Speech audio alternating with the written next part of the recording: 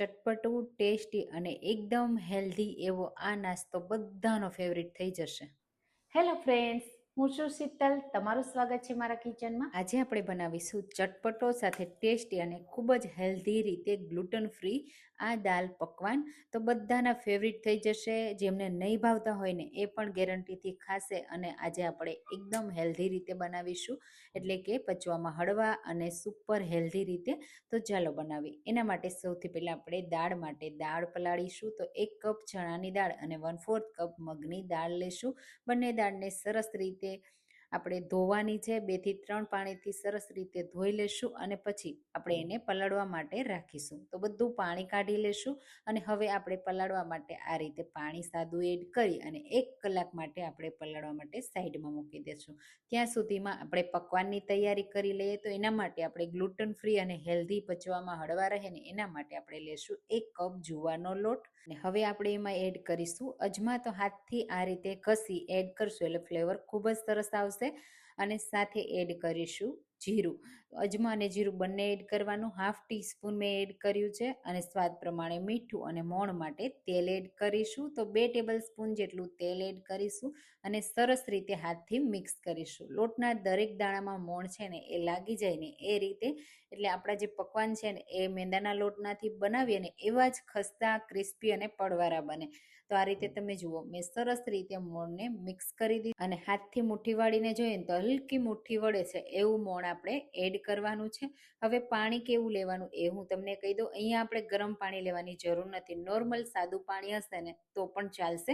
તો અહીંયા મેં સાદું પાણી લીધું છે. થોડું થોડું પાણી એડ કરતા જશું અને લોટ બાંધી રેડી કરીશું. આ લોટને આપણે નરમ નથી કરવાનો અને બહુ કઠણ પણ નથી રાખવાનો, મીડિયમ રાખવાનો છે અને મસળતો જવાનો અને લોટને બાંધી રેડી કરવાનો છે.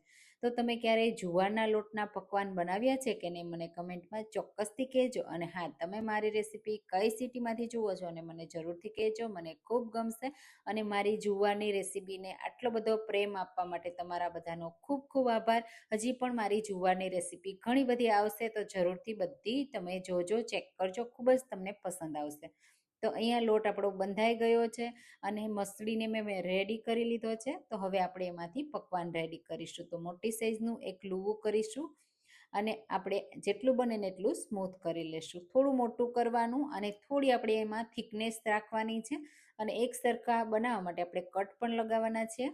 તો વણતી વખતે પહેલાં ધ્યાન રાખવાનું. હવે બિલકુલ ચોટે નહીં, કોરો લોટનો યુઝ ના કરવો પડે એટલા માટે હું બટર પેપર રાખું છું. તમે કોઈ પણ પ્લાસ્ટિક શીટમાં પણ વણી શકો છો અને ડાયરેક્ટ પણ વણી શકો છો. પણ ખાસ ધ્યાન રાખજો, બહુ ચોટશે ને તો નીચેથી તમે એને ઉઠલાવશો ને ત્યારે એ ચોટી જશે અને તૂટી જશે, કારણ કે ગ્લુટન ફ્રી હોવાને લીધે તૂટશે. એટલા માટે હવે અહીંયા સાઈડમાંથી થોડું તૂટે ને તો ટેન્શન નહીં લેવાનું. મોટી સાઈઝનું વણવાનું છે, થોડું થીક રાખવાનું છે, એકદમ પતલું રોટલી જેટલું નથી કરવાનું. અને કોઈ પણ આ રીતનું કટર લઈ લેવાનું અને એને થોડું આ રીતે પ્રેસ કરી એક્સ્ટ્રા લોટ આપણે કાઢી લેશું એટલે એક સરખા પકવાન તૈયાર થશે. આ રીતે એક્સ્ટ્રા લોટને બીજી વાર યુઝ કરીશું. અને હવે આપણે આ રીતે તમે જુઓ એક સરખું થઈ ગયું ને હવે આપણે એને બહુ ફૂલવા નથી દેવાનું. એટલા માટે આ રીતે ફોકની મદદથી કાણા કરી લેવાના છે. જો કાણા કરતી વખતે ખાસ ધ્યાન રાખજો, બિલકુલ તૂટે નહીં. આ રીતે એક સરખા મેં કાણા કરી લીધા છે. હવે ડાયરેક્ટ આ રીતે મેં બટર પેપર જ લઈ લીધું છે. આ રીતે હાથમાં લેશો ને તો આસાનીથી નીકળી પણ જશે. અને બટર પેપરમાં રાખી અને પછી તમે મૂકશો ને તેલમાં તો એકદમ આસાનીથી તમે એનો શેપ જળવાઈ રહેશે. હવે તેલ પ્રોપર આ રીતનું ગરમ હોવું જોઈએ એટલે આ રીતે આપણે એને સરસ એવા ફ્રાય કરી શકીએ. હવે તેલમાં આ રીતે એકદમ ધીમે રહીને મૂકી દેવાનું અને થોડી વાર માટે એમ જ એક જ જગ્યાએ ફ્રાય થવા દેવાનું. બહુ ટચ નહીં કરવાનું. જો આ રીતે હલકું જ પ્રેસ કરવાનું, બહુ વધારે પ્રેસ કરશો ને તો ફૂલશે, તો એ વાતનું પણ ધ્યાન રાખજો. અને બસ થોડી વાર એક સાઈડથી થવા દીધા પછી જ આપણે એની સાઈડને પલટાવવાની, એટલે એક સાઈડથી થોડું ડ્રાય થઈ જશે ને એટલે તૂટશે નહીં અને સરસ એવું ક્રિસ્પી થશે. ગોલ્ડન અને ક્રિસ્પી કલર આપણે ગોલ્ડન કલર અને ક્રિસ્પીનેસ આવી જાય ને ત્યાં સુધી આપણે એને ફ્રાય કરવાનું છે. ફ્રાય કરતી વખતે ગેસની ફ્લેમ હાઈ નથી રાખવાની અને એકદમ લો પણ નથી રાખવાની, મીડિયમ રાખવાની છે. આ રીતે સરસ એવું ફ્રાય કરી લેવાનું. તમે જુઓ કેટલો સરસ કલર આવ્યો છે. કોઈને ખબર નહીં પડે ખાતી વખતે કે આ મેંદાના લોટના છે કે ઘઉંના લોટના છે કે જુવારના લોટના છે. હવે અહીંયા 1 કલાક થઈ ગઈ, આપણી દાળ પલળી ગઈ ને, તો આપણે એને કુકરમાં એડ કરીશું. સાથે આપણે એમાં પાણી અને હળદર એડ કરીશું, થોડી હિંગ પણ એડ કરીશું, સ્વાદ પ્રમાણે મીઠું, અને થોડું હું અહીંયા તેલ એડ કરું છું, જેના લીધે દાળ છે ને ઉભરાઈને બહાર ના આવે. મિક્સ કરી દેશું અને હવે ગેસની મીડિયમ ફ્લેમ ઉપર આપણે 4 વિસલ દાળમાં કરી લેશું. 4 વિસલમાં આપણી દાળ સરસ એવી બફાઈ જશે. તો પાણી થોડું વધારે જ એડ કરવાનું દાળથી. અહીંયા 4 વિસલ થઈ ગઈ છે, તો આપણી દાળ બફાઈ ગઈ, તમને ચેક કરી દઉં.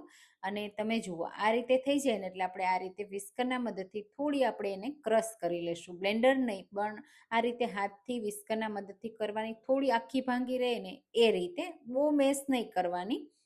તો બસ આ રીતે હલકા હાથથી આપણે મેશ કરી લેશું.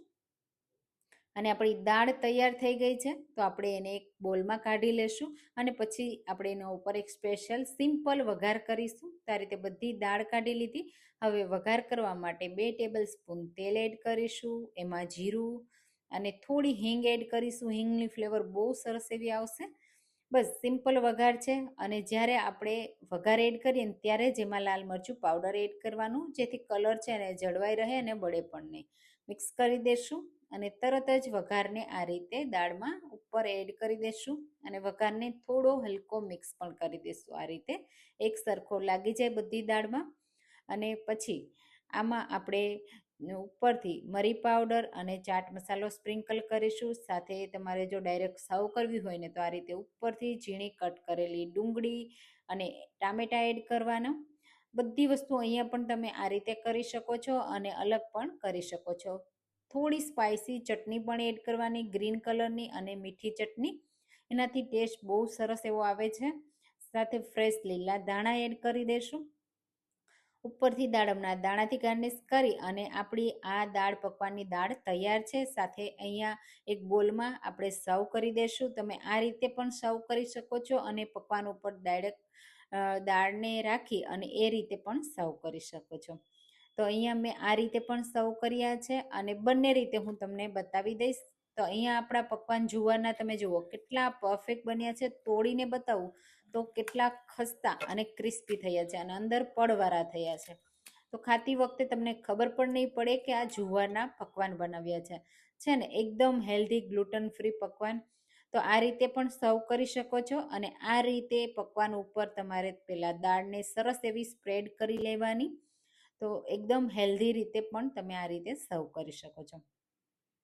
બસ આ રીતે દાળ સ્પ્રેડ કર્યા પછી ઉપરથી કટ કરેલી ડુંગળી, ટામેટા એડ કરીશું. તમને જે પણ સ્ટફિંગ ઉપર પસંદ હોય એ કરી શકો છો. સેવ પણ એડ કરવાની, એનાથી બહુ સરસ એવો ટેસ્ટ આવે છે અને ચાટ જેવું લાગશે તમને. ઉપરથી ગ્રીન ચટણી અને મીઠી ચટણી પણ એડ કરવાની. મીઠી ચટણી થોડી વધારે એડ કરવાની, એનાથી બહુ સરસ એવો ટેસ્ટ આવશે.